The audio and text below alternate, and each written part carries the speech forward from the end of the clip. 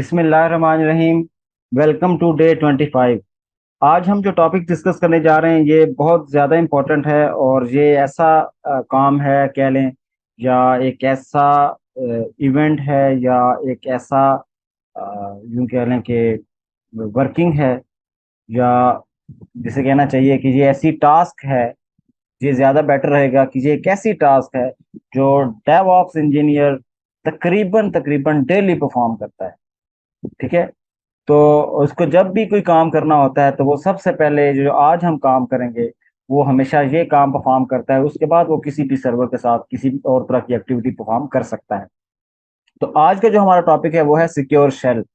It's also known as, short form में इसको SSH भी बोलते हैं।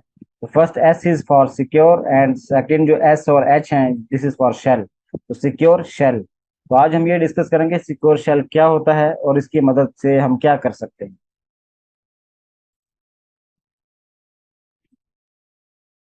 तो सिक्योर शेल क्या है, सबसे पहले हम इसको डिस्कस करते हैं। तो secure shell is a network protocol. कि सबसे पहले ये ज़हन में रहे कि ये कोई यूटिलिटी नहीं है। This is actually a network protocol. लेकिन ये नेटवर्क प्रोटोकॉल किसी और यूटिलिटी के साथ वर्क करता है। ये भी थोड़ी देर में आइडिया हो जाएगा कि किसके साथ काम करता है। तो हम दोबारा से इसकी डेफिनेशन देखते हैं कि secure shell is a network protocol that provides a secure way to access a remote machine over the internet. तो हम इस एसएसएच की मदद से, इस नेटवर्क प्रोटोकॉल की मदद से, जो हमारे पास रिमोट लोकेशन पे सर्वर्स अवेलेबल हैं या मशीन्स अवेलेबल होती हैं, उनको ओवर द इंटरनेट हम एक्सेस करना चाहते हैं। ठीक है, हम उनके साथ डायरेक्टली कनेक्टेड नहीं होते मशीन के साथ, वो दूर पड़ी हुई हैं और रिमोट एरिया में हम उनको एक्सेस करना चाहते हैं। तो उसके लिए हमारे पास एक पूरा नेटवर्क प्रोटोकॉल है जिसे हम एसएसएच कहते हैं। और इसकी मदद से हम सिक्योरली, इसमें सबसे खूबसूरत बात यह है कि ये सिक्योर एक्सेस प्रोवाइड करता है आपके डेटा की, आपकी मशीन से सर्वर या जो भी आपका रिमोट सर्वर है उस तक। इसके दरमियान जितनी भी कम्युनिकेशन होगी वो हमेशा एनक्रिप्टेड कम्युनिकेशन होगी। ठीक है जी। तो ये हमेशा याद रहे। इसके बिहाइंड बहुत सारे प्रोटोकॉल यूज हो रहे होते हैं। उसकी डेप्थ में हम नहीं जाएंगे कि कौन कौन से प्रोटोकॉल या कौन कौन सी इंक्रिप्शन एल्गोरिदम इसके बिहाइंड द सीन यूज होती हैं। लेकिन हम बस ये देखेंगे कि एसएसएच कितना इम्पोर्टेंट है और ये यूज कैसे किया जाता है। तो बेसिकली आज का हमारा टॉपिक इसी के इर्द गिर्द घूमता है। अच्छा, ये एक यूटिलिटी है जिसे हम कहते हैं open SSH. It is a tool या यूटिलिटी या लाइब्रेरी कह लें इसको। This is use to perform remote login. तो ये असल में जो रिमोट एक्सेस जिसे हम कहते हैं, इसे ये एक्चुअली रिमोट लॉगिन ही होता है। हम किसी रिमोट सर्वर पर लॉगिन करना चाहते हैं और वो हम किसकी मदद से कर रहे हैं, वो यूटिलिटी जो हमें ये काम करने में हेल्प करती है उसका नाम ओपन एसएसएच है। ठीक है, ये पूरा टूल कह लें या एक लाइब्रेरी कह लें या यूटिलिटी कह लें। और इस ओपन एसएसएच के बिहाइंड द सीन जो प्रोटोकॉल काम करता है, वैसे तो बहुत सारे और प्रोटोकॉल भी इसके बिहाइंड काम करते हैं, लेकिन वो वाला प्रोटोकॉल जो बेसिकली हमें रिमोट लॉगिन की फैसिलिटी प्रोवाइड करता है वो एसएसएच है। ठीक है, और जो कि बेसिकली एक नेटवर्क प्रोटोकॉल है जो कि हमें रिमोट एक्सेस प्रोवाइड करने में हेल्प करता है। ठीक है, तो ये याद रहे कि अब जब भी आपके जहन में एसएसएच का वर्ड आए तो आपने सबसे पहले ये देखना है कि हम, ये एक नेटवर्क प्रोटोकॉल है जो हमें रिमोट मशीन पे सिक्योरली लॉगिन प्रोवाइड करने की फैसिलिटी प्रोवाइड करता है। लेकिन ये भी याद रहे कि ये सारी जो फैसिलिटी है ये देने के पीछे जो लाइब्रेरी या जो टूल इस्तेमाल होता है वो ओपन एसएसएच है। तो आप जब भी किसी मशीन के ऊपर एसएसएच यूज करना चाहते हैं तो समटाइम तो मशीन के ऊपर ऑलरेडी इंस्टॉल होता है ये। लेकिन अगर ऑलरेडी एसएसएच करने की फैसिलिटी अवेलेबल नहीं है अगर आपकी मशीन के ऊपर, तो आपको ओपन एसएसएच की लाइब्रेरी अपनी मशीन के ऊपर इंस्टॉल करनी पड़ती है। उसके बाद आप इस काबिल होते हैं कि आप एसएसएच कर सके। ठीक है। तो सिंपली इसमें हम करते क्या है कि हमारे पास ये रिमोट लोकेशन पे एक सर्वर है और ये यूजर इससे कनेक्ट होना चाहता है, तो ये एसएसएच के थ्रू कनेक्ट होना चाहता है। तो क्योंकि रिमोट एरिया पे है या रिमोट लोकेशन पे पड़ा हुआ है तो ये इसको कनेक्ट होने के लिए जाहिर है एक पूरा मैकेनिज्म चाहिए और उस मैकेनिज्म का नाम है सिक्योर शेल, एसएसएच का जो प्रोटोकॉल हम यूज करते हैं। अच्छा, ये जो जब हम एसएसएच कर रहे होते हैं तो असल में हम क्या करते हैं, हम रिमोट लॉगिन करना चाहते हैं और हमें पता है कि जब भी हम रिमोट लॉगिन करते हैं तो एक्चुअली हम अथेंटिकेशन का एक प्रोसेस जो है उसको फॉलो कर रहे होते हैं कि हम एक मशीन के अंदर एंटर होना चाहते हैं। तो हमें सबसे पहले अथेंटिकेट किया जाता है कि क्या हम इस काबिल हैं या ऑथोराइज्ड हैं कि इस मशीन के अंदर एंटर हो सके। तो अब ये जो SSH है, ये जब भी हम किसी मशीन को लॉगिन करना चाहेंगे या उसको एक्सेस करना चाहेंगे, तो उसके लिए हमारे पास दो तरीके हैं या दो वेज हैं जिनकी मदद से हम किसी भी मशीन में एंटर हो सकते हैं। तो उसमें सबसे पहला जो तरीका है वो है यूजर नेम एंड पासवर्ड का। नॉर्मली आपने देखा होगा कि आप जब भी किसी मशीन पे लॉगिन करते हैं, अपने इवन के विंडोज में भी और अपनी जो आपने वर्चुअल मशीन बनाई हुई है, आप उस पर जब भी लॉगिन करना चाहते हैं या एंटर होना चाहते हैं तो उसमें आप यूजर नेम और पासवर्ड देते हैं और एंटर हो जाते हैं। ये तो नॉर्मल तरीका है मशीन्स के लिए, सिंपल जो आपकी क्लाइंट मशीन्स हैं। इसी तरह सर्वर्स पे भी ये काम परफॉर्म किया जाता है। ठीक है, तो इसके लिए हम क्या करते हैं कि एडमिन, तो सबसे पहले ये कि जो आपने सर्वर बनाया होता है, तो सर्वर पे तो पहले नॉर्मली यूजर्स तो अवेलेबल नहीं होते, क्योंकि फ्रेश जो इंस्टॉलेशन होती है उस पर तो किसी किस्म का कोई भी यूजर नहीं होता। जब तक रूट तो अवेलेबल होता है, लेकिन जब आप फर्स्ट टाइम उस पर इंस्टॉलेशन करते हैं तो एक यूजर नॉर्मली क्रिएट होता है। लेकिन अगर आपने एक से ज्यादा लोगों को एक्सेस देनी है तो उस केस में फिर आपको of course multiple users create करने की जरूरत पेश आती है। तो उस केस में क्या होता है कि जो एडमिन होता है, जो उस सर्वर का एडमिनिस्ट्रेटर होता है, वो सबसे पहले क्या करता है, वो उस सर्वर के ऊपर डिफरेंट यूजर्स क्रिएट करता है। मींस यूजर 1, यूजर 2, यूजर 3, ताकि मल्टीपल लोग इस सर्वर पे लॉग इन कर सके और हम उन्हें डिफरेंट एक्सेस दे सकें। आपको याद होगा जब हमने यूजर्स मैनेजमेंट पढ़ी थी तो हमने डिफरेंट यूजर क्रिएट किए थे और उसमें हमने देखा था कि हम यूजर्स को डिफरेंट तरह की एक्सेस दे सकते हैं। किसी को हम फुल एक्सेस दे सकते हैं, किसी को हम लिमिटाइज कर सकते हैं, खास फोल्डर्स तक भी लिमिटाइज कर सकते हैं, और किसी को हम बिल्कुल फुल एक्सेस देकर उसको रूट यूजर की लेवल की प्रिविलेजेस भी दे सकते हैं। अब एडमिन ने यूजर्स क्रिएट कर दिए, तो अब यूजर कनेक्ट होना चाहता है, तो user can connect with the user name and password. तो यूजर नेम और पासवर्ड की मदद से एक यूजर जो है वो एक्सेस करेगा, लेकिन ये वो करेगा कैसे? ये वो SSH का प्रोटोकॉल यूज करते हुए या SSH वाली यूटिलिटी को इस्तेमाल करते हुए वो आप सर्वर पे लॉग इन करेगा। ठीक है, तो अब उसको क्या यूजर जरूरत पड़ेगी? यूजर नेम एंड पासवर्ड की।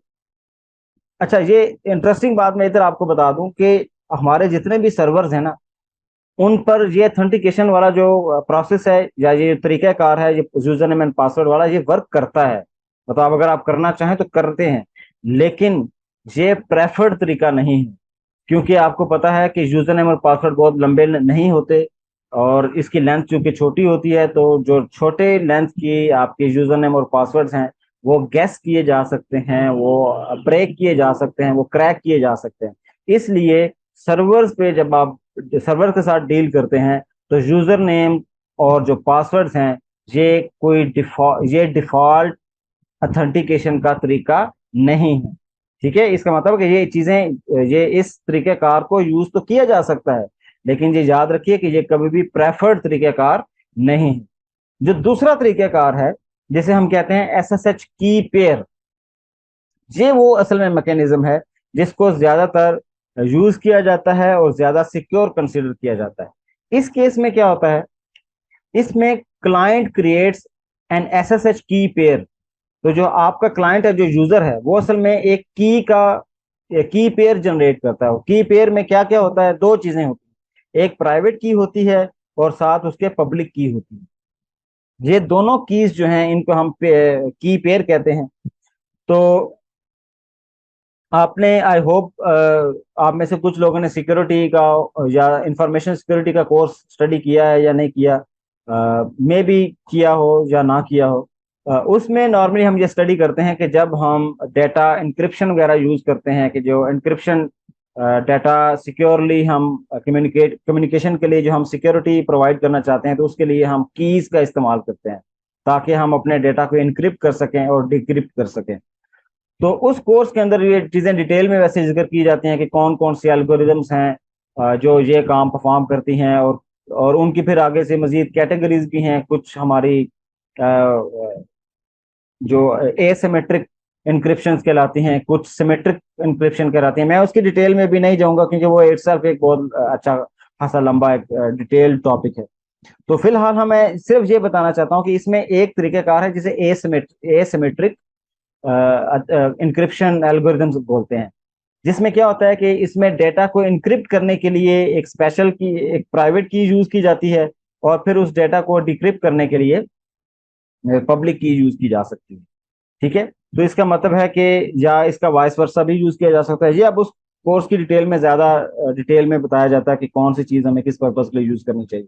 लेकिन at the end of the day जो इम्पोर्टेंट चीज है वो क्या है कि हम दो कीज बनाते हैं, एक प्राइवेट की और एक पब्लिक की, और इनमें से एक की मदद से हम अपने डेटा को इनक्रिप्ट करते हैं और दूसरी की मदद से हम डेटा को डिक्रिप्ट करते हैं, ताकि फॉर एग्जांपल अगर यूजर है, यूजर जब डेटा सेंड करना चाहेगा तो वो हमेशा प्राइवेट की का इस्तेमाल करेगा, और जब जो इनक्रिप्ट करके सर्वर की तरफ सेंड करेगा तो सर्वर फिर जो डेटा रिसीव करेगा वो पब्लिक की मदद से इस डेटा को डिक्रिप्ट करेगा और चेक करेगा कि यूजर ने कौन सी कमांड सेंड की।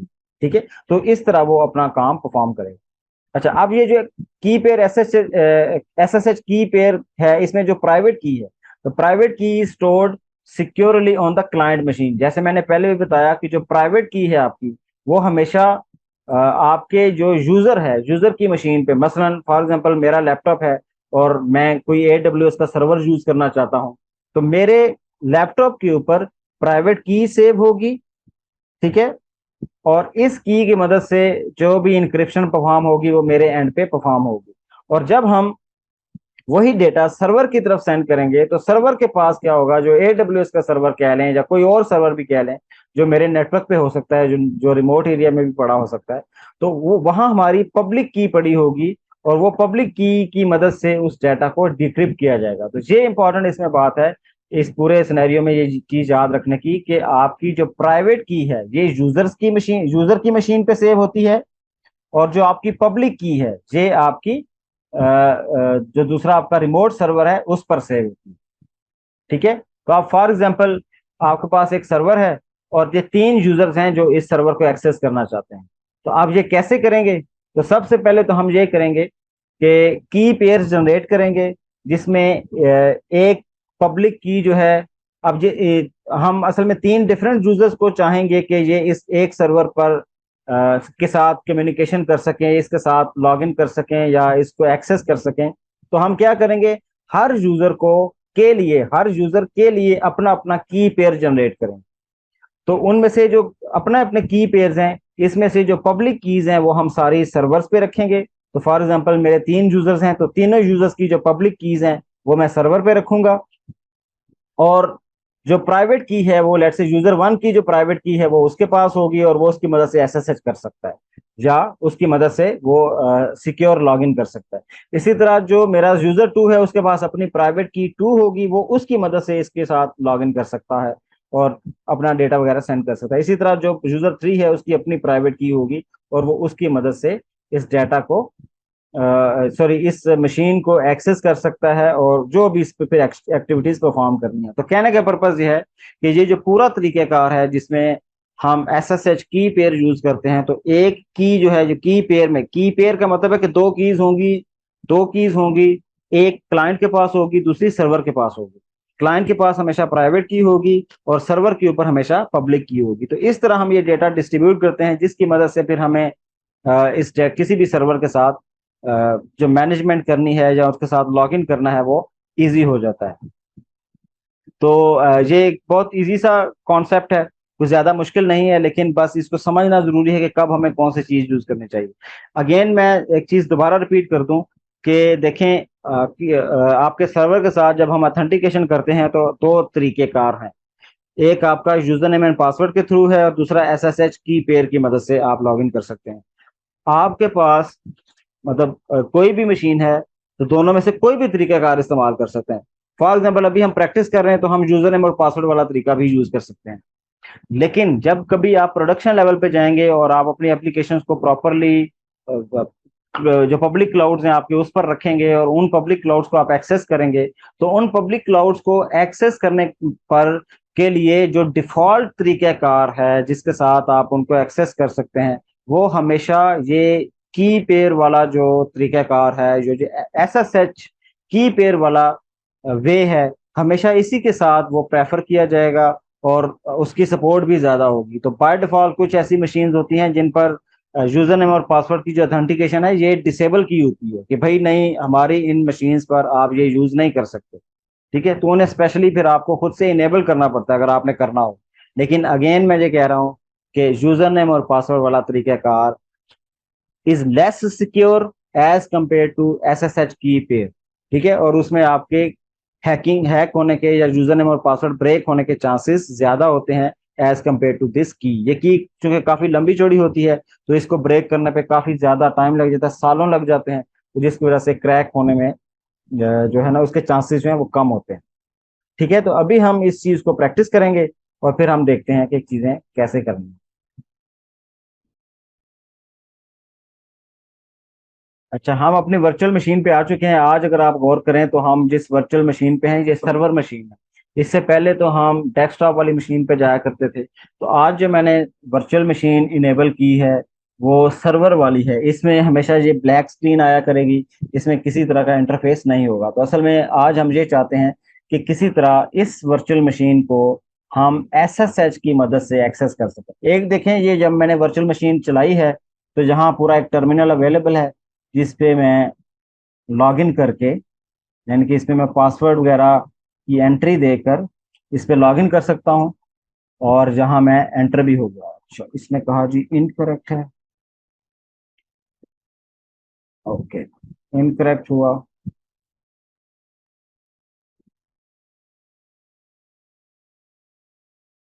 ओके जी, ये देखें जी, ये मैं लॉगिन हो गया हूँ अपनी इस मशीन के ऊपर। तो ये डायरेक्टली जिस तरह हम डेस्कटॉप वाली मशीन यूज किया करते थे बिल्कुल उसी तरह मैं यूज कर रहा हूँ। और ये मैं, अगर आप गौर करें तो ये आप जहाँ चेक कर सकते हैं कि मैं ऐसे लॉगिन हुआ हूँ। ठीक है जी, ऐसे असद के यूजर थे। लेकिन मैं एक चीज चाहता हूँ कि देखें, ये मशीन फिलहाल तो मेरे इस जो भी ऑपरेटिंग सिस्टम है और वर्चुअल बॉक्स है इसके ऊपर ऐसे चल रही है। मैं इसको यहाँ से एक्सेस नहीं करना चाहता, यानी कि मैं इसको डायरेक्टली एक्सेस नहीं करना चाहता।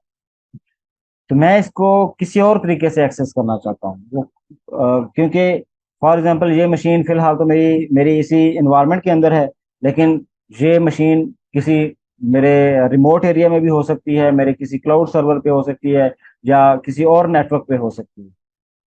तो मैं इस मशीन को ना एसएसएच का जो तरीकाकार है उसकी मदद से यूज करना चाहता हूँ। ठीक है, अब जाहिर है उस एसएसएच की मदद से हमारे पास अब दो तरीकेकार हैं, एक हमारा यूजर नेम और पासवर्ड वाला है और दूसरा हमारा एसएसएच की पेयर वाला तरीका है।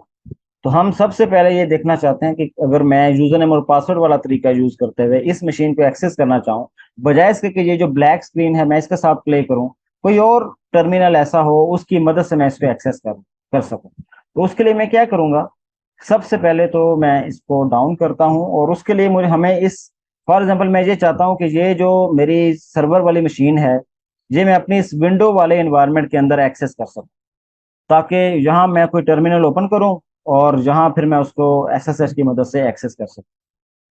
अब उसके लिए मुझे एक टर्मिनल चाहिए होगा जिसमें एसएसएच की फैसिलिटी अवेलेबल।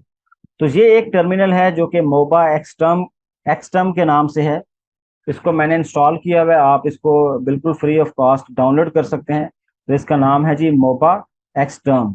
ठीक है, ये आप डाउनलोड करें अपनी मशीन के ऊपर, अपने विंडोज के ऊपर, और फिर हम इसकी मदद से किसी भी सर्वर को एसएसएच कर सकते हैं। वो सर्वर हमारा इस तरह ये वर्चुअल मशीन भी हो सकती है जो लोकल हमारे अपने ऑपरेटिंग सिस्टम के अंदर चल रही होगी, या हम इधर ही इसी टूल को यूज करते हुए अपने AWS के सर्वर को भी एक्सेस करेंगे। ये मैं थोड़ी देर में आपको ये एग्जांपल भी दिखाऊंगा।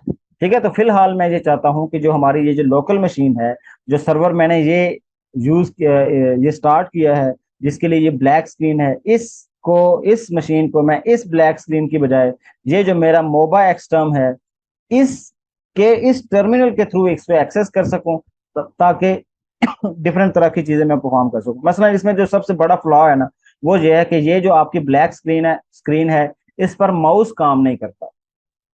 तो आप अगर माउस काम नहीं करता तो आपने ये डेटा कॉपी करना हो तो कैसे करेंगे, और इसी तरह अगर आपने इस पर कुछ पेस्ट करना हो तो वो पेस्ट कैसे करेंगे। तो ये एक बहुत बड़ा इशू है कि हम जब सर्वर के साथ कॉन्फ़िगरेशन करते हैं तो समटाइम हमें डेटा को कॉपी करना पड़ता है और समटाइम हमें डेटा को पेस्ट करना पड़ता है। तो ये इस मशीन पे या इस टर्मिनल के ऊपर ये माउस काम ही नहीं कर रहा, तो ये आप इस केस में डेटा को कॉपी या पेस्ट नहीं कर सकते। तो फिर हम क्या करते हैं, हम कहते हैं कि अच्छा कोई और ऐसा तरीकाकार, कोई ऐसा टूल हो जिस यहाँ कॉपी पेस्ट करना आसान हो। तो ये जो मोबा एक्सटर्म है तो ये बेसिकली हमें ये फैसिलिटी प्रोवाइड करता है कि हम ये काम इजीली कर सकते हैं। तो अब ये हम करेंगे कैसे। तो सबसे पहले तो हमें ये पता होना चाहिए कि जिस मशीन को हमने एक्सेस करना है हमें उसका आईपी एड्रेस पता होना चाहिए। तो आईपी एड्रेस हमें कैसे पता चल सकता है, ये हम कुछ अरसे बाद भी इसको डिस्कस करेंगे, क्योंकि हमारा एक पूरा एक लेक्चर उस पे होगा, एक सेशन उस पे होगा कि जो नेटवर्क से रिलेटेड डिफरेंट और हमारी कमांड्स हैं, हम उनको एक्सप्लोर करेंगे। उसमें से एक कमांड है आईपी स्पेस ए। तो ये हमें बता देती है कि आपकी मशीन के ऊपर कौन कौन से नेटवर्क इंटरफेसेस हैं और उनके आईपी एड्रेसेस क्या है। ठीक है, तो अब अगर आप गौर करें तो इसमें सबसे पहले, अब चूंकि आपको यहाँ माउस नजर नहीं आएगा, ये अगर आप माउस का कर्सर देख सकें तो इसमें देखें, ये माउस का कर्सर है, इसके बिल्कुल राइट साइड पे 1 लिखा हुआ है और 1 के साथ LO लिखा हुआ है, this is loop back address. ठीक है ना, ये लूप बैक को रिप्रेजेंट कर रहा है। इसके बाद थोड़ा सा मैं कर्सर जैसे ही नीचे लेके आ रहा हूँ, तो ये अगर आप कर्सर देख रहे हो तो इसके साथ ये 2 लिखा हुआ है राइट साइड पे। ये 2 है, इसके साथ लिखा हुआ है ENP0S3।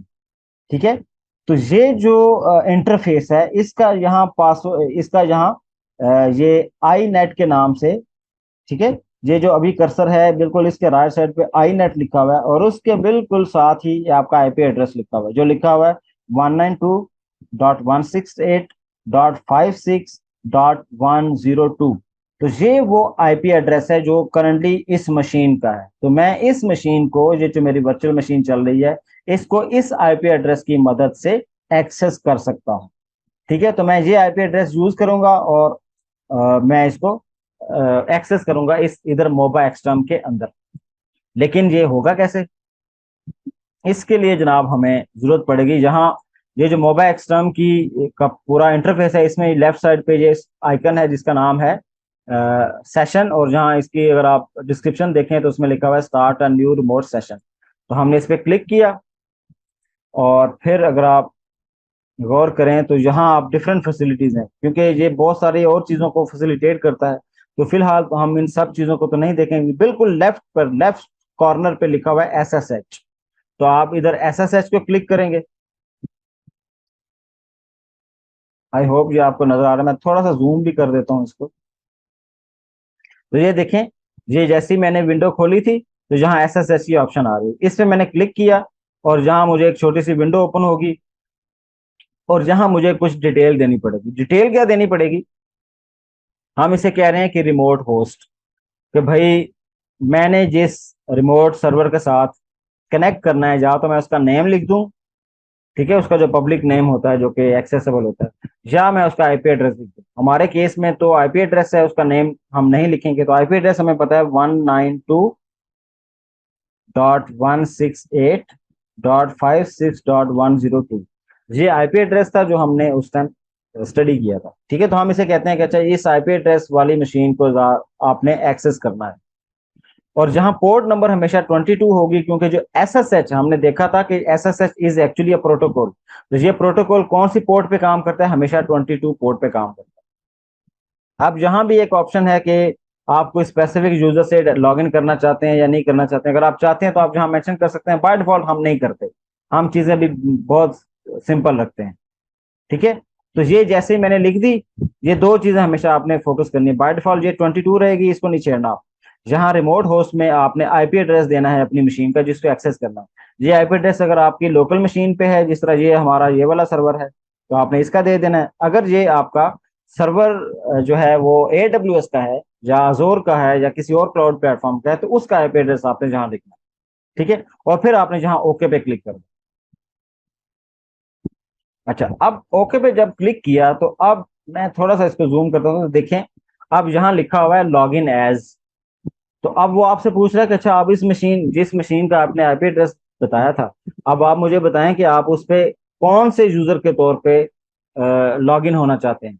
तो हमने कहा कि भाई वहाँ तो एक असद के नाम का यूजर है, तो उस यूजर के नाम से हम एक्सेस करना चाहते हैं। तो अब उसने साथ ही अगली लाइन में ये लिख दिया है कि भाई ये जो असद @ इस पूरे आईपी एड्रेस, जो भी मशीन का आईपी एड्रेस है, इस पर जो आप लॉगिन करना चाहते हैं उसका पासवर्ड भी बता दें। तो मैंने यहाँ पासवर्ड बता दिया।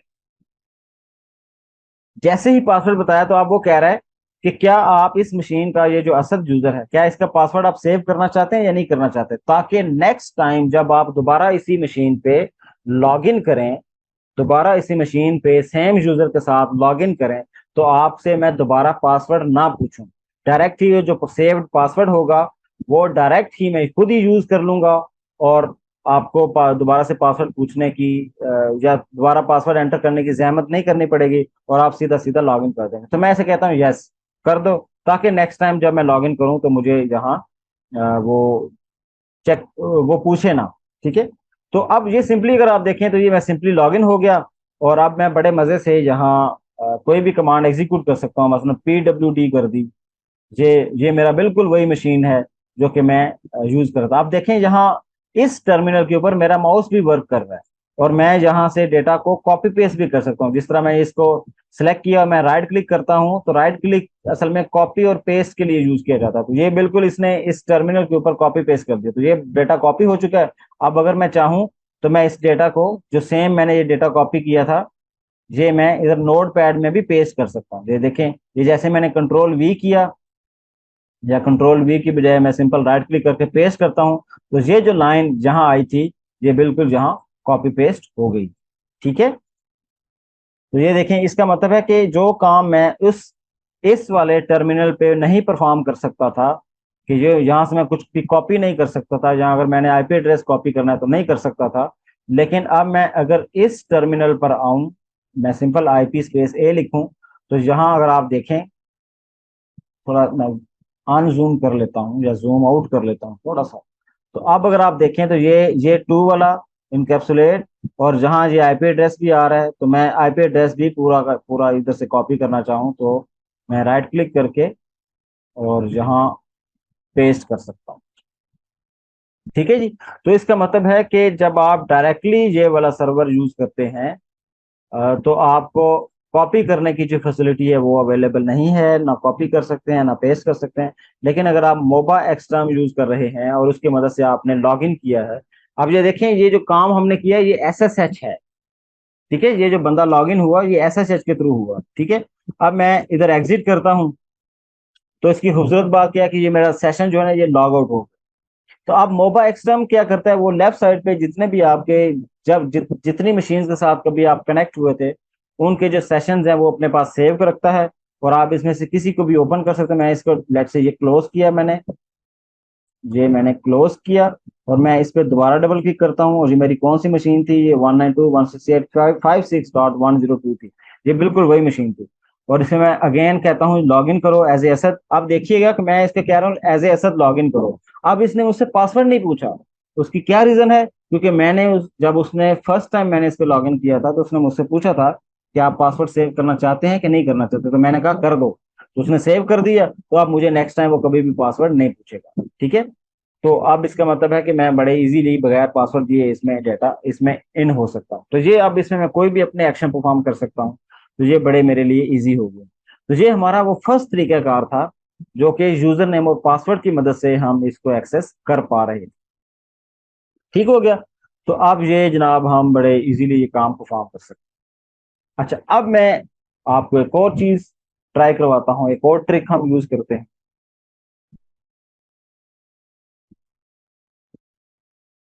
वो हम क्या करना चाहते हैं, वो हम ऐसा करते हैं कि हम अपना एक दूसरी वर्चुअल मशीन भी स्टार्ट करते हैं।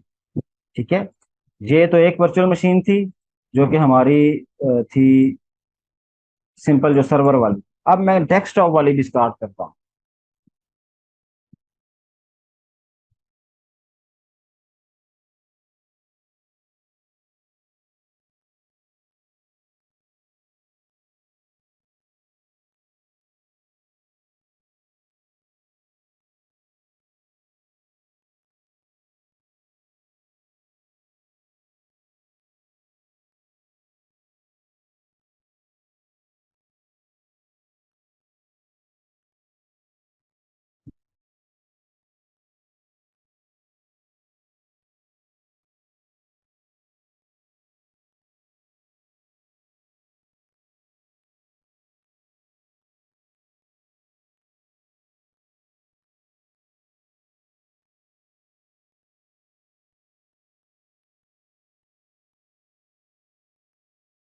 अच्छा, अभी मैं क्या करने जा रहा हूँ, अभी जैसे मैंने आपको पहले दिखाया था कि अभी आप देखें करंटली मेरी दो वर्चुअल मशीन्स अप हो चुकी हैं, एक सर्वर वाली और एक डेस्कटॉप वाली।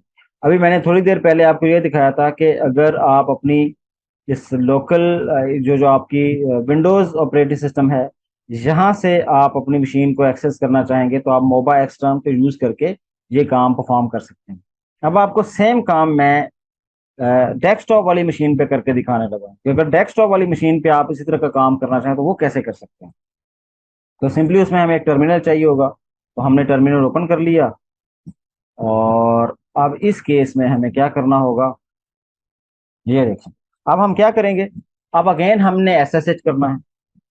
तो एसएसएच कैसे करेंगे, तो अब उस एसएसएच की हमें हमें कमांड देनी पड़ेगी। ठीक है, वो कैसे देंगे, देखें जब हमने ये वाला मोबाइल एक्सटर्म यूज किया था तो ये बड़ा सिंपल था। हमने यूजर का एड्रेस दे दिया था जो आईपी एड्रेस है, और फिर उसने हमसे पूछ लिया था कि आप एज ए कौन सा यूजर लॉगिन करना चाहते हैं, और फिर पासवर्ड वगैरह उसने पूछा हमसे। काम जबरदस्त हो गया। अब फर्ज करें आपके पास जो ऑपरेटिंग सिस्टम है लोकल मशीन पर, वो विंडोज नहीं है, वो मैक हो सकता है, या वो इवन कि ये लिनक्स बजाते खुद हो सकता है। तो आप अगर एक लिनक्स मशीन से दूसरी लिनक्स मशीन को किस तरह एसएसएच करेंगे, ये याद रखिए, ये जरूरी नहीं है कि हमेशा लिनक्स ही हो एसएसएच करने के लिए। मैंने पहले एग्जांपल आपको इसीलिए विंडोज की दी है कि भाई विंडोज की मदद से भी एसएसएच किया जा सकता है, लेकिन उसके लिए स्पेशल टूल होगा जो हम यूज करेंगे। लेकिन जो आपका लिनक्स है उसके लिए स्पेशल टूल की जरूरत नहीं है। आप सिंपली क्या कर सकते हैं, आप अपना ये टर्मिनल सीधा सीधा जो सिंपल टर्मिनल ये यूज कर सकते हैं। आप यहां से हम कैसे करेंगे, हम सबसे पहले लिखेंगे जी एसएसएच, ठीक है, और स्पेस देकर फिर हम कहेंगे कि हम भाई एक असद यूजर है जो दूसरी मशीन पर है, इसके थ्रू या इस यूजर को लॉगिन करना चाहते हैं ऑन मशीन 192.168.56.10। तो मैंने अगेन क्या किया, मैंने उस मशीन का एड्रेस दे दिया, मैंने कहा जी इस मशीन पर मैं लॉगिन करना चाहता हूँ with the help of SSH, और किस यूजर को लॉगिन करवाना चाहता हूँ, असद को। तो जैसे ही मैं एंटर प्रेस करूंगा तो ये फिर उस मशीन के साथ थोड़ी सी चेकिंग करेगा, कनेक्टिविटी करने की कोशिश करेगा। देखते हैं कि ये कनेक्ट होता है या नहीं होता।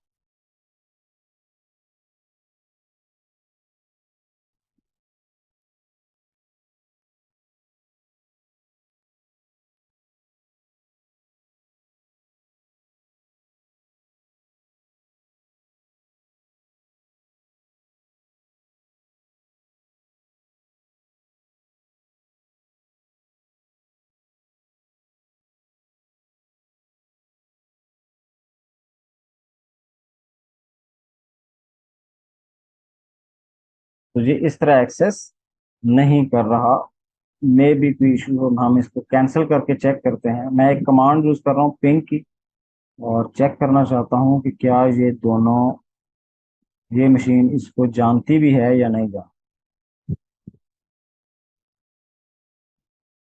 ओके जी, इसका मतलब है कि ये मशीन उस मशीन तक एक्सेस नहीं रखती, ये उसको सर्च ही नहीं कर पा रही, ढूंढ ही नहीं पा रही, जिस वजह से ये इसको एक्सेस नहीं कर सके। ठीक है जी, नो प्रॉब्लम। फिर इसका मतलब है कि फिलहाल हम यहाँ से एसएसएच नहीं कर सकते।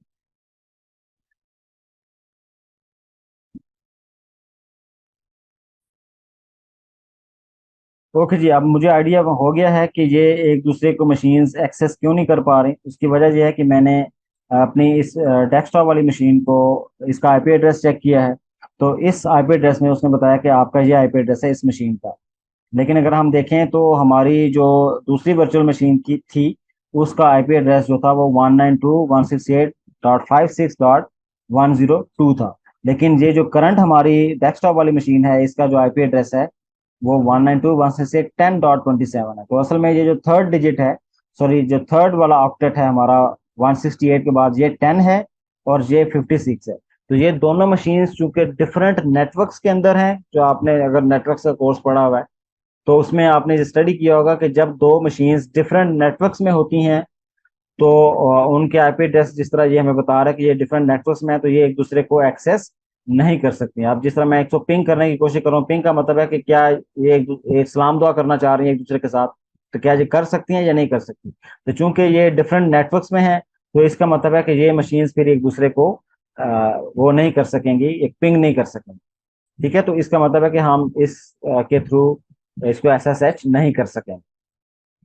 तो उसके लिए फिर मुझे अपनी जो वर्चुअल बॉक्स है उसकी कुछ सेटिंग्स को एडजस्ट करना पड़ेगा, ताकि ये दोनों मशीन्स जो हैं ये एक नेटवर्क पे आएं और फिर हम इनको एक्सेस कर सकें। तो चलें, कोई नहीं, फिलहाल तो हम उसकी सेटिंग्स की तरफ नहीं जाते, तो हम कुछ और चीज़ देख लेते हैं। चलें, हमें इतना आइडिया तो हो गया है कि अगर एक मशीन से, एक मशीन और दूसरी मशीन जो है वो एक ही नेटवर्क पे है, तो हम किस तरह एक्सेस कर सकते हैं एसएसएच को यूज करते हुए, यूजर नेम और पासवर्ड की मदद से हम चीज़ों को कैसे एक्सेस कर सकते हैं। अब हम जाहिर है ये चाहेंगे कि कोई ऐसा तरीक़ेकार हो, कोई दूसरा जो ऑथेंटिकेशन वाला तरीक़ेकार है वो भी हम यूज कर सकें, कि हम AWS का जो सर्वर है वहाँ जो AWS की मशीन, AWS के प्लेटफॉर्म पे जो हमारे सर्वर्स हैं, उसको अगर हम लॉग इन करना चाहें with the help of SSH की पेयर, तो वो कैसे कर सकते हैं। तो उसकी असल में हमें फिर जरूरत पड़ेगी। तो उसके फिर मैं सबसे पहले तो विंडोज़ पे जाके आपको दिखाऊंगा कि वो कैसे हम यूज़ कर सकते हैं। तो फिर हम इस पे दोबारा आ जाएंगे। अच्छा, हम अपने AWS के कंसोल पर आ चुके हैं, और जहां हमने, आपको याद होगा कि पिछले हमारे तकरीबन 9th या 10th सेशन के अंदर हमने AWS का एक सर्वर क्रिएट किया था, वर्चुअल मशीन क्रिएट की थी, जिसको फिर हमने होल्ड पे रख दिया था। तो अभी हम देखते हैं कि वो जो होल्ड पे चीज़ें हमने रखी थी, अ, वो सर्वर कौन सा था। और उसके साथ हमने एक, उस टाइम भी मैंने आपको बताया था कि उसके साथ एक की वैल्यू पेयर जो था, जो बाय डिफॉल्ट इधर इनेबल हुआ था, तो वो हमने जनरेट भी किया था, और उसको फिर हमने डाउनलोड भी किया था। तो सबसे पहले तो हम यहाँ जाते हैं और देखते हैं कि इसके साथ कौन सा पेयर इनेबल था।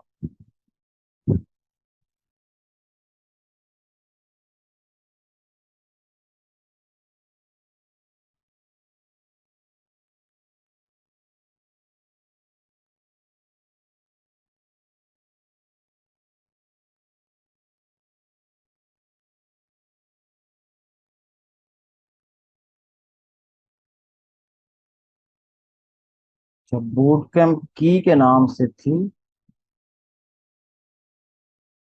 तो इट्स मीन के वो तो अब हमें याद भी नहीं होगी कि हमने उसको सेव कहाँ किया। ठीक है, यहाँ हम लेफ्ट साइड से मेन्यू में जाते हैं, और जहाँ देखते हैं कि की पेज में यहाँ बूट कैम्प की आ रही है। नाम हमने इसका ये रखा था, लेकिन अब उस टाइम हमने ये डाउनलोड भी नहीं की थी, क्योंकि शायद हमने मिस कर दी थी। तो चलें, अब हम एक और काम कर लेते हैं। सर वो ये उससे बनाया था मेरे ख्याल से, वर्चुअल मशीन से बनाया था लिनक्स की, वहां पर डाउनलोड्स के अंदर शायद पड़ा हुआ होगा अगर। मुझे लग रहा है कि मैंने डाउनलोड ही नहीं किया था उस टाइम। लेकिन चलें, हम एक और काम कर लेते हैं, हम एक और मशीन बना लेते हैं, और उसके साथ नया पेयर बना लेते हैं और उसको डाउनलोड कर लेते हैं। तो हम लॉन्च इंस्टेंस पे जाते हैं, और जहाँ हम नाम दे देते हैं, मशीन का नाम हम देते हैं,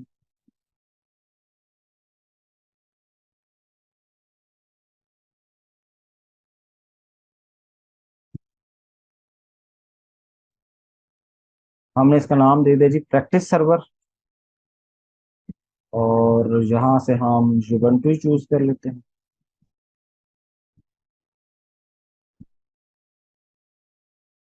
यहाँ से T2 माइक्रो रहने देते हैं, और जहाँ हमने जो की पेयर यूज किया था, अब वो चूंकि उस टाइम हमने डाउनलोड नहीं किया था, तो अब जहाँ से हम बजाय इसके कि जो एग्जिस्टिंग है उसको यूज करने की बजाय हम नया पेयर बना लेते हैं, और नए पेयर का नाम हम देते हैं प्रैक्टिस डैश की। ठीक है, और जहाँ से हमने RSA यूज किया, और PEM यूज की एक्सटेंशन, और क्रिएट की पेयर, और इसने हमें डाउनलोड की फैसिलिटी दी। और इसको मैं अपने पास जहाँ वर्क स्पेस के अंदर सेव कर लेता हूँ प्रैक्टिस की के नाम से। अब ये आपने याद रखनी है कि ये प्रैक्टिस की के नाम से हमने इसको डाउनलोड किया था। और बाकी चीज़ें डिफ़ॉल्ट रहने देते हैं और लॉन्च इंस्टेंस कर देते हैं।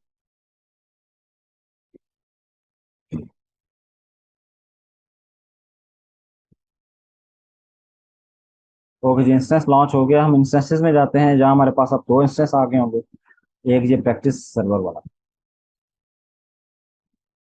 तो अभी ये पेंडिंग स्टेट में है, अभी थोड़ी देर में ये सेटअप हो जाएगा।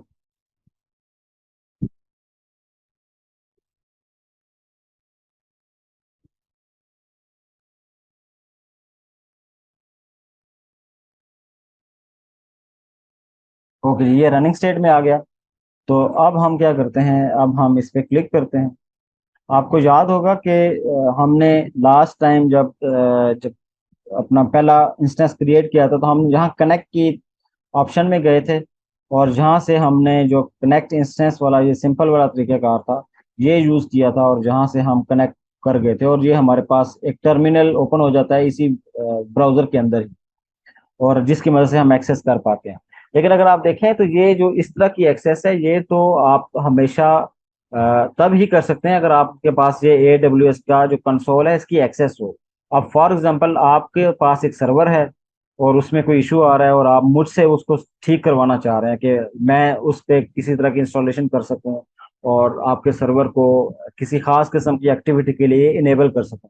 तो अब आप ये थोड़ी करेंगे कि मुझे अपने AWS कंसोल का पूरा एक्सेस देंगे और मैं यूजर नेम और पासवर्ड आप मुझे दे देंगे, और मैं जनाब जहाँ से पूरा आपका एनवायरनमेंट जो है वो देख सकता हूँ और उस पर हर तरह के रिसोर्सेज को मैनेज कर सकता हूँ। अगर मैं कुछ कुछ एक्टिविटीज ऐसी परफॉर्म करना चाहूँ कि जो कि हार्मफुल है, तो मैं यहाँ से सब कुछ परफॉर्म कर सकता हूँ। तो ये तो आप नहीं करेंगे ना, क्योंकि जब तक आप ये मुझे एक्सेस नहीं देंगे तो ये वेब वाला टर्मिनल भी ओपन नहीं होगा। तो ये तो अच्छी बात नहीं है। तो अब इसका सोल्यूशन क्या है? सोल्यूशन ये है क्योंकि ऐसा तरीका निकाला जाए कि आप मुझे सिर्फ इस यूजर की एक्सेस दें, सॉरी इस सर्वर की एक्सेस दें, कि भाई आप सिर्फ इस सर्वर तक एक्सेस ले सकते हैं। और उसका तरीकाकार क्या है कि आप मुझे ये कहें कि भाई हमने आपके लिए इस मशीन के ऊपर कुछ चीजें सेटअप कर दी हैं और आप जहां से लॉगिन कर सकते हैं। ठीक है।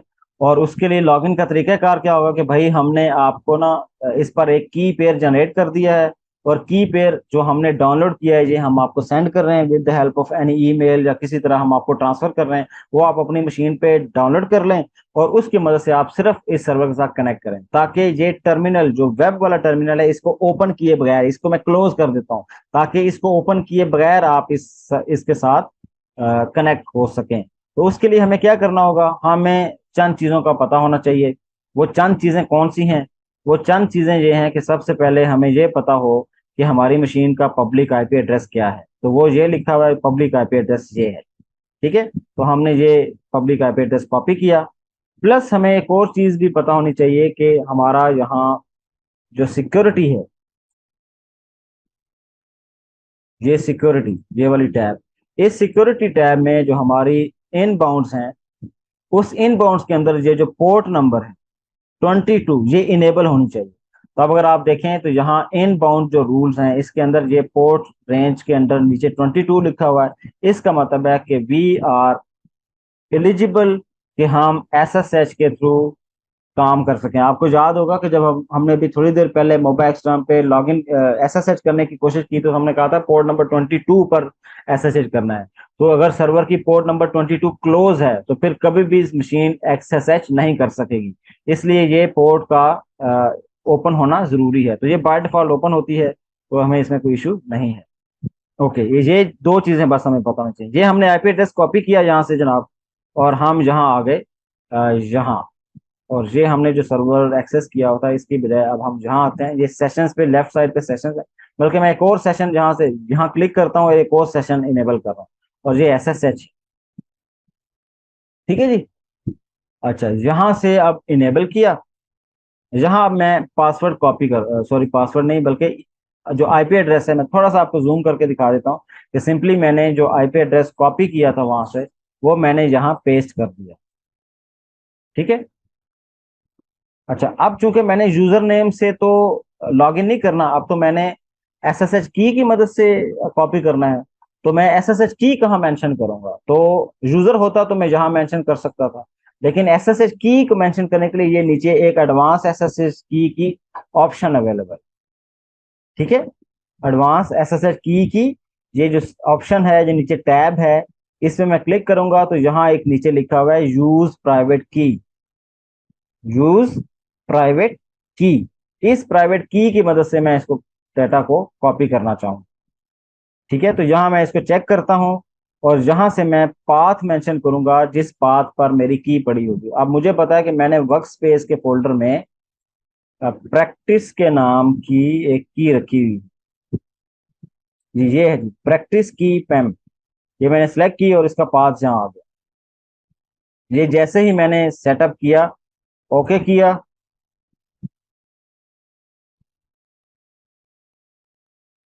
तो अब ये देखें ये मुझसे पूछ रहा है कि आपने किस यूजर के थ्रू लॉगिन करना है। तो बाय डिफॉल्ट अगर हम अपनी कंसोल पर जाएं तो बाय डिफॉल्ट हम देखते हैं कि कनेक्ट पे भी जाते हैं तो कनेक्ट पे जो डिफॉल्ट यूजर है वो युबंटू के नाम से, ठीक है, युबंटू के नाम से। तो हम यही यूजर इधर भी मेंशन करते हैं। हम कहते हैं कि भाई हमें युबंटू के यूजर के नाम यूजर के तौर पे इनेबल एंटर करें। तो अब ये देखें जी इसने अथेंटिकेशन की। जहाँ देखें, जहाँ मैसेज देख लें कि इसने क्या किया, अथेंटिकेटिंग विद पब्लिक की। ठीक है, जो जो आपने प्राइवेट की जहाँ से मेंशन की थी, जो आपने जहाँ से ऑप्शन में चूज की थी, उस प्राइवेट की को अथेंटिकेट किया जा रहा है जो सर्वर पे पब्लिक की पड़ी हुई है उस उसके साथ। अगर वो आपस में मैच हो जाती हैं या उनके दरम्यान एक प्रॉपर मैकेनिज्म है मैचिंग का, एग्जैक्टली मैच नहीं होती क्योंकि वो दोनों डिफरेंट कीज होती हैं, लेकिन उनके दरमियान एक मैकेनिज्म होता है मैच करने का। वो अगर सक्सेसफुल हो जाएगा तो हम आपको ओके कर देंगे, इनेबल कर देंगे। लॉगिन किया तो ये इसने हमें लॉगिन करने की फैसिलिटी दे दी। अब हम इस पे एलएस कर सकते हैं, पीडब्ल्यूडी कर सकते हैं, जो भी अब इस पे कमांड्स हम एग्जीक्यूट करना चाहें वो इजीली परफॉर्म कर सकते हैं। ठीक है, तो ये अब आप आई होप आपको बड़े अच्छे से आइडिया हो गया कि ये चीज़ें कैसे हो सकते हैं। अब जिस तरह मैंने आईडी की कमांड चलाई तो ये इसने मुझे बताया कि ये यूजर है और ये कौन कौन से ग्रुप्स का हिस्सा है। ठीक है, तो इस तरह करके हम मोबा एक्सटर्म की मदद से, अब देखें चूंकि ये जो AWS के सर्वर हैं बाय डिफॉल्ट इस पे यूजर नेम और पासवर्ड की फैसिलिटी जो है वो अवेलेबल नहीं होती, तो इसलिए मैंने इस पे यूजर नेम और पासवर्ड की मदद से इनेबल नहीं किया। उसके लिए फिर हमें प्रॉपर एक सेटिंग्स इनेबल करनी पड़ती हैं जो फिलहाल नॉर्मली उसकी जरूरत क्योंकि नहीं होती, तो मैं अभी वो आपको नहीं करके दिखा रहा। ठीक है, तो इसलिए उसको हम अभी मिस कर, लेकिन आपको आइडिया हो गया है कि अगर आपने किस यूजर नेम के थ्रू भी इनेबल करना हो या SSH करना हो तो वो कैसे करते हैं, और अगर आपने SSH की पेयर की मदद से करना हो तो वो कैसे करते हैं। ठीक है, और ये हमने कहाँ ये काम परफॉर्म किया है, ये काम हमने विंडोज के अंदर जो मोबा एक्सटर्म है उसके अंदर रहते हुए ये यूज किया है। तो ये फैसिलिटी अब चूंकि ये टर्मिनल आपकी दूसरी मशीन पे अवेलेबल नहीं है तो फिर हमें वहां भी इसको किसी तरह इनेबल करना पड़ेगा।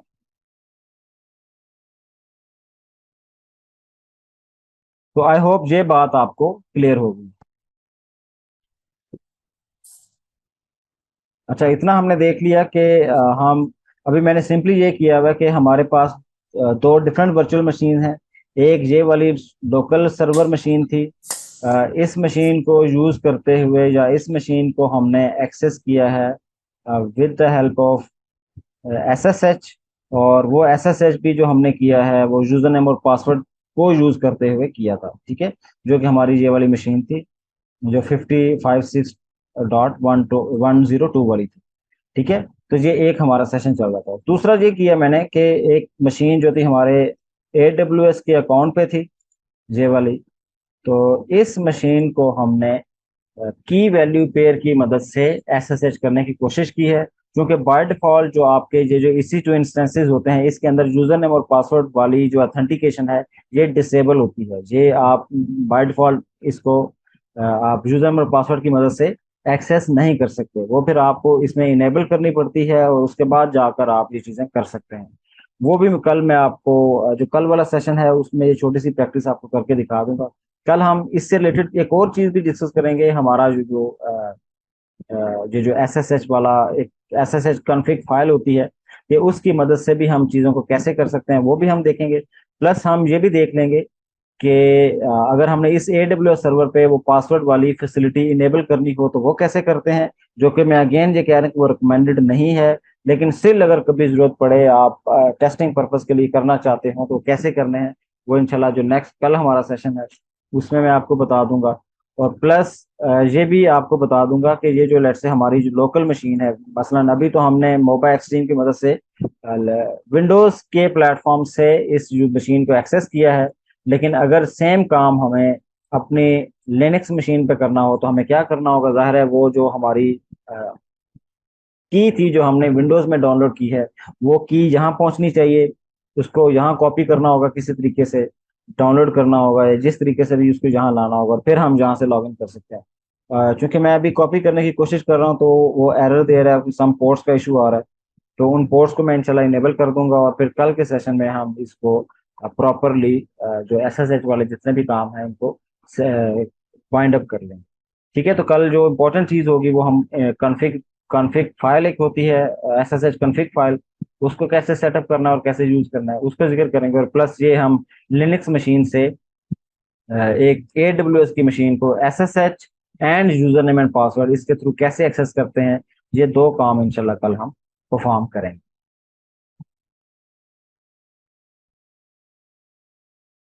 आई होप आप में से बहुत सारे ये जो सेशंस हैं इनको दोबारा देख रहे होंगे, कि समटाइम ऐसा होता है कि आप एक गो में जब लाइव सेशन में चीज़ें देख रहे होते हैं तो कुछ चीज़ें समझ आ जाती हैं और वो आहिस्ता आहिस्ता वो भूलना भी स्टार्ट हो जाती हैं।